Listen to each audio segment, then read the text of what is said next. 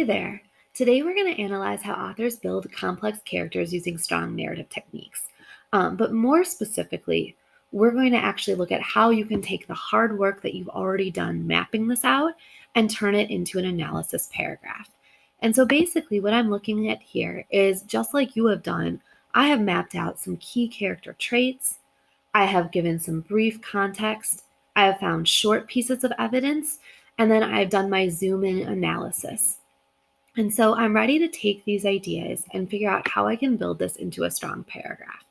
And so you'll see there's a checklist included for you, but basically, what we can always do is we're going to have a claim, then we'll give some evidence and analyze, and then wrap it up. Sometimes we'll have one piece of evidence. Today we're going to shoot for two. Sometimes we might do multiple.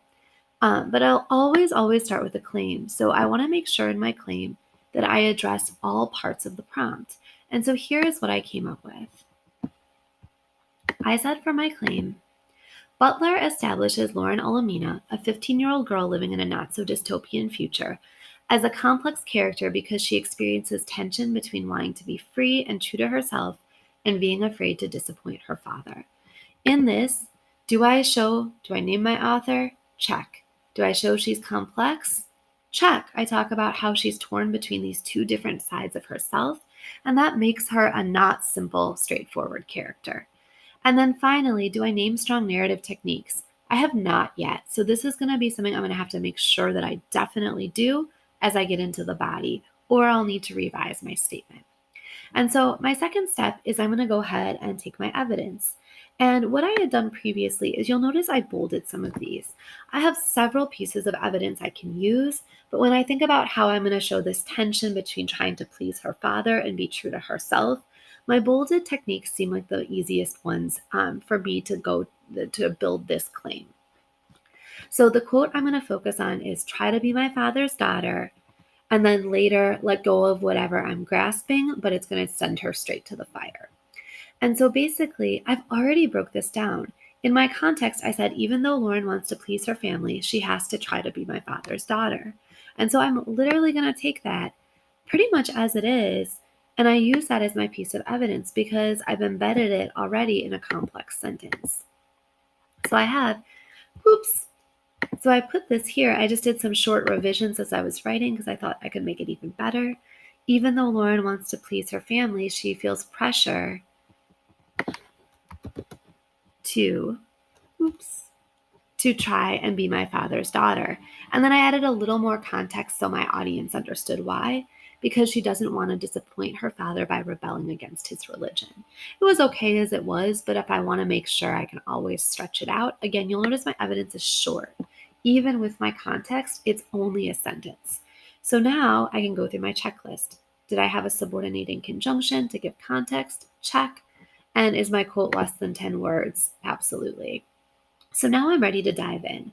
And ding, ding, ding, I've already included my analysis here.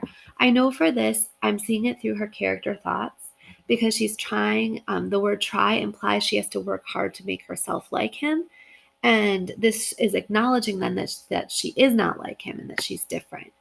When I wrote this, if I'm stuck for how to start, I can use some of these sentence frames to help me. Author, Butler. So Butler uses, in this case, character thoughts to suggest that Lauren is very, very desperate to make her father happy. When Lauren says try to suggest that it takes work for her to make him happy. It's not just who she is. She has to sacrifice a piece of herself to get there. So I use those to help me, and when I wrote it out, here is what I came up with. Butler uses Lauren's thoughts to imply she is actively working hard to make herself like her father. By using the word try, she suggests that it is something that isn't natural for her to do, so she has to give up a piece of her own beliefs in order to make herself seem more like the rest of the family. I think I'm going to say causing her to feel tension. So I've gone through, I've given my claim, my evidence, and analysis. You'll do this same process and then repeat it with a second piece of evidence and a second analysis before bringing it all back together. Pause here and work through the first part of yours. Then when you feel ready, hit play and we can take a look at how mine finished up and how yours finished up.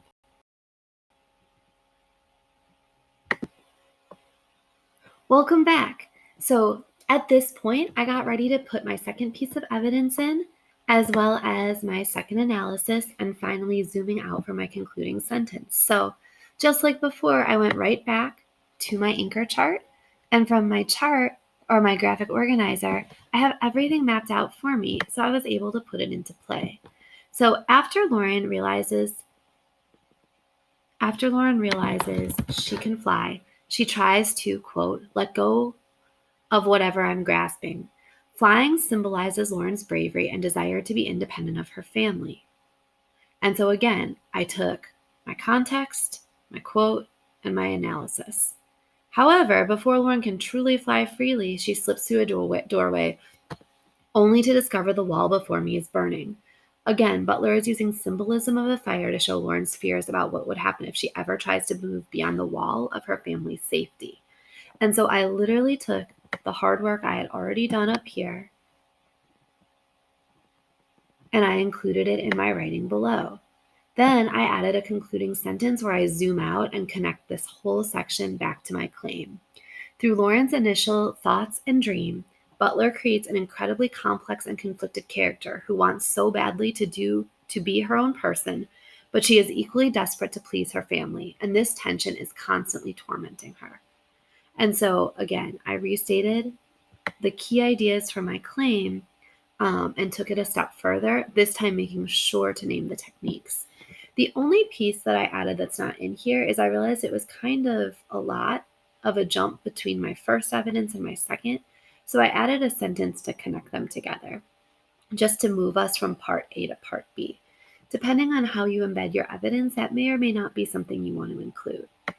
When you're done, you can go back through your checklist and see if you've included all those key components in. And as always, you can reference this initial chart for some additional tools as you work. Happy writing!